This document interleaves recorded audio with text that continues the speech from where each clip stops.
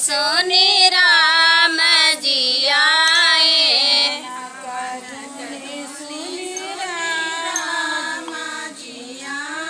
हवन धुनि सुनी राम जी आए।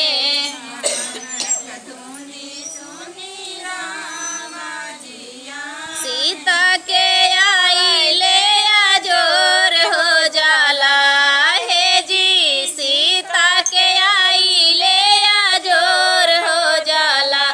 पंडित हो मियाँ कराओ बड़ी देर हो जाला।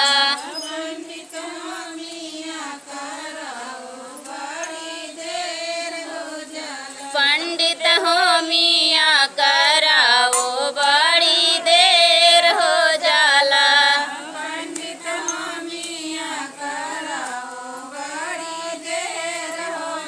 चंदा के उगले अजोर हो जाला है जी। चंदा के उगले अजोर हो जाला। पंडित हो मियाँ कराओ बड़ी देर हो जाला।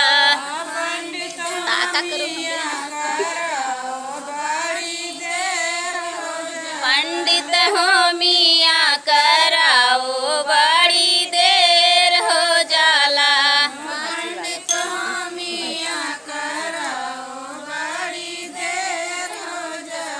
हवन धुनि सुनी कृष्ण जी आए।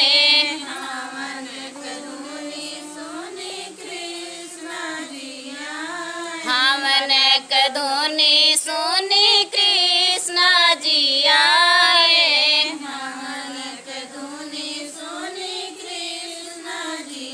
राधा के आले अजोर हो जाला है जी। राधा के आले अजोर हो जाला।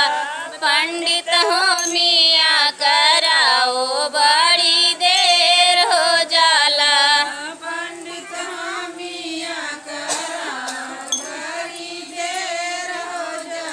पंडित हो मियाँ कराओ बड़ी देर हो जाला।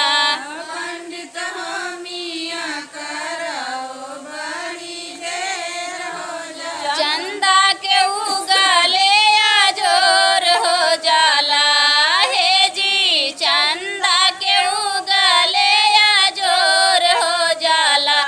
पंडित हो मियाँ कराओ बड़ी देर हो जाला।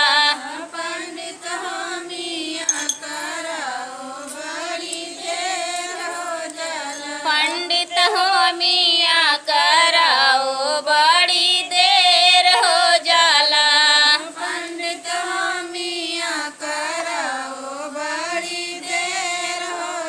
हवन धुनि सुनी विष्णु जी आए।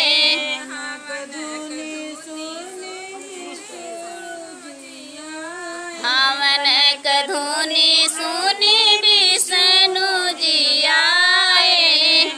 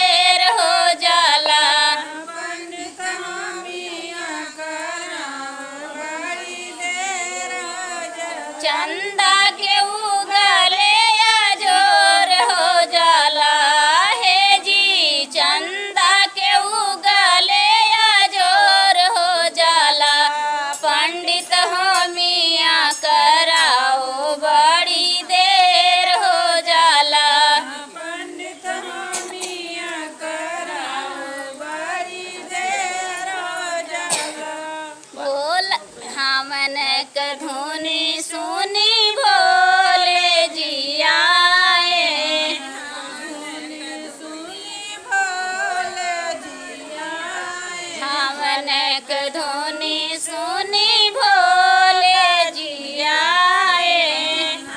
धुनी सुनी भोला जी आए। गौ